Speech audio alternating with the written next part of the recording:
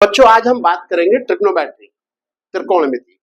ये class 10th में है और इसके बारे में जानेंगे। तो ये क्या चीज है? देखिए, राइट एंगल ट्रायंगल के बारे में आप अच्छी तरीके से जानते ही होंगे। ये राइट एंगल ट्रायंगल है, इसका एक एंगल 90 डिग्री का होता है, ये वाला, इसको भी आप अच्छी तरीके से जानते होंगे।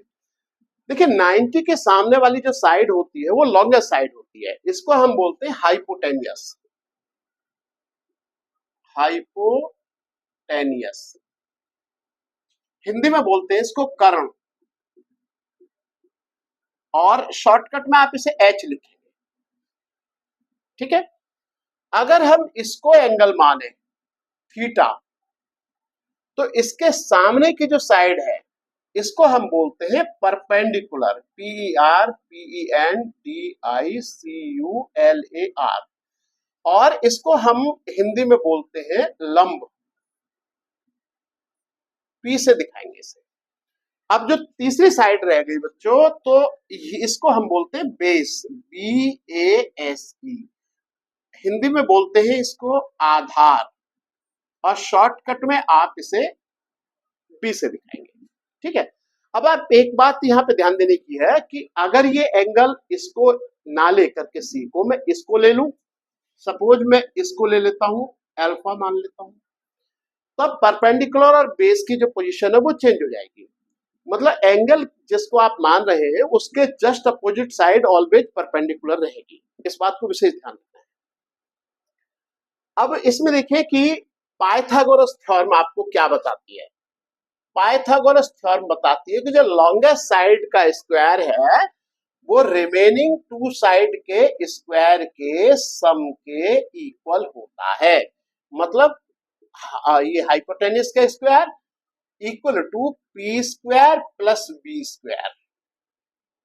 ये इसको आप पहले पढ़ चुके हैं 8th क्लास में भी, तो ये है। अब यहां से हम सीखेंगे कि ट्रिग्नोमेट्रिक रेशो क्या होते हैं। देखिए, अगर हम परपेंडिकुलर और हाइपोटेन्यूस का जो रेशो है उसको कहते हैं sine, sine theta equal to P upon H. ठीक है, पी अपॉन एच बोलते हैं।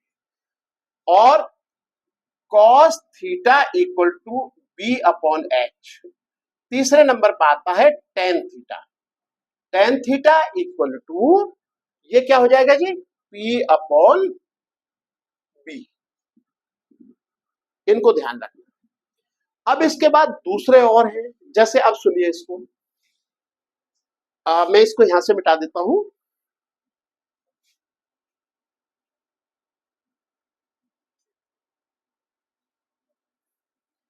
पहला वाला ही लेते। देखिए, अब इसमें एक चीज और मैं बता देता हूं आपको कि कभी कभी बच्चे लोग क्या समझते हैं कि साइन और थीटा ये अलग अलग है। नहीं, थीटा का साइन है, यानी ये एक ही चीज है। साइन थीटा अलग अलग नहीं लिख सकते इसे। आप ऐसे नहीं लिख सकते कि साइन मल्टीप्लाई बाई थीटा, नहीं, साइन थीटा ही लिखना है। अब देखिए, जैसे आप लीजिए साइन थीटा को, this is P upon H. इसमें बी नहीं है ना, तो क्या करना है कि b से न्यूमरेटर और डिनोमिनेटर को आप डिवाइड कर दीजिए, तो आपको मिलेगा p अपॉन b, और यहां पे आपको मिलेगा h अपॉन b। अच्छा, यहां पे तीन और है, उसको थोड़ा देख लीजिए कि अगर हम इसका उल्टा कर दें तो उल्टा करने पे ये आता है cosec, cosec theta equal to h upon b। ऐसे यहां इसे उल्टा कर दें तो उसका sec, sec theta equal to h upon b, यानी हाइपोटेन्यूस और बेस का रेशो। ऐसे टेन का जो अपोजिट है cot, COT, cot theta equal to b upon p। ठीक है, अब जरा देखिए एक मिनट, p अपॉन b क्या है? p अपॉन b है टेन थीटा, और h अपॉन b क्या है? ये है सेक थीटा। तो हमने एक नई आइडेंटिटी देख ली कि साइन थीटा जो होगा वो tan theta upon sec theta के बराबर होना चाहिए। मतलब टेन थीटा और सेक थीटा का जो रेशियो है वो किसके बराबर होगा? Sine theta. ऐसे ही हम और दूसरे भी देख सकते हैं। कॉस के लिए देखिए जरा एक बात, कॉस थीटा क्या है जी? B upon H. देखिए इसमें बी है, बेस है, हाइपोटेनियस है, लेकिन पी नहीं है। तो आप एक काम करो, पी से इसे डिवाइड कर दो, बी अपॉन पी और upon H upon P.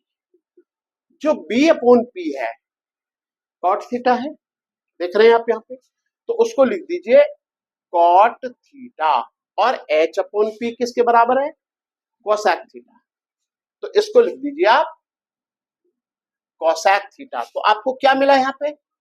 Cos theta equal to cot theta, C O T है ये, cot theta upon cosec theta. एक आपको ये रिलेशन मिल गया, ठीक है। इसी तरीके से हम दूसरा भी रिलेशन देख सकते हैं। टेन के केस में देखिए जरा एक बार, हमारे पास है tan theta equal to P upon B. इसमें एच नहीं है, तो आप एक काम करो, न्यूमरेटर और डिनोमिनेटर दोनों को एच से भाग कर दो आप। तो आपको यहाँ पे P upon H upon B upon H. जो पी अपॉन एच देखो जरा कहाँ है, पी अपॉन एच क्या है? Sine theta. ये और बी अपॉन एच क्या है? देखो जरा एक बार, B upon H cos theta. ये तो जो टेन थीटा है बच्चों वो होगा sine theta upon cos theta के। एक आइडेंटिटी आपको ये मिल गई, एक रिलेशन ये मिल गया, ठीक है। इसी तरीके से हम निकाल सकते हैं। अब जरा थोड़े से और देखते हैं इसे, मैं इसे मिटा देता हूं। देखिए आप लीजिए साइन थीटा को ही, sine theta equal to P upon H. एक काम करो, न्यूमरेटर और डिनोमिनेटर दोनों को p से डिवाइड करके देखो जरा क्या आता है। अगर हम इसे p से डिवाइड करें तो p upon h upon p, तो p अपॉन p तो 1 ही हो गया भाई, है। और h अपॉन p क्या है जरा एक बार देखें, h अपॉन p क्या है? Cosec theta. देखिए इसलिए साइन थीटा जो होगा वो 1 अपॉन कोसेक थीटा होगा। ऐसे उल्टा करके देख लीजिए इसे, तो जो कोसेक थीटा होगा वो होगा 1 अपॉन साइन थीटा, यानी साइन थीटा का उल्टा, ठीक है। ये होगा एक आइडेंटिटी आपको यहाँ पे दो ये मिल गई। अभी हम कॉस के केस में भी थोड़ा ट्राई करके देख लेते हैं कि कॉस के केस में क्या होगा। देखिए कॉस थीटा इक्वल टू है बी अपॉन एच। आप इसको क्या करना है, बी से भाग करो आप। तो ये न्यूमरेटर को मैंने बी से कर दिया और डिनोमिनेटर को भी मैंने बी से कर दिया, तो 1 अपॉन एच अपॉन बी मिला मुझे। अब आप यहां देख रहे हैं ना, यहां पे देखिए आप कि 1 अपॉन ये जो एच अपॉन बी है, देखिए जरा एच अपॉन बी क्या है, ये रहा सेक थीटा। तो आप इसे लिख सकते हैं सेक थीटा, यानी कॉस थीटा जो होता है वो 1 अपॉन सेक थीटा होता है। ऐसे ही हम इसे sec theta equal to 1 upon cos theta भी लिख सकते हैं, ठीक है। एक फॉर्मूला आपको यहां से मिल गया, ये आइडेंटिटी रिलेशन है ये। और अब मैं चेक करता हूं कि टेन के केस में क्या होगा। टेन के केस में भी चेक करके बताता हूं आपको। देखिए जो टेन थीटा है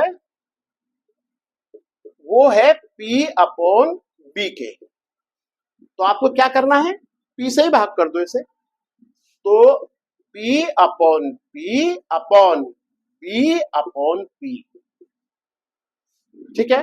P अपॉन P तो 1 ही हो जाएगा और ये हो जाएगा B अपॉन P।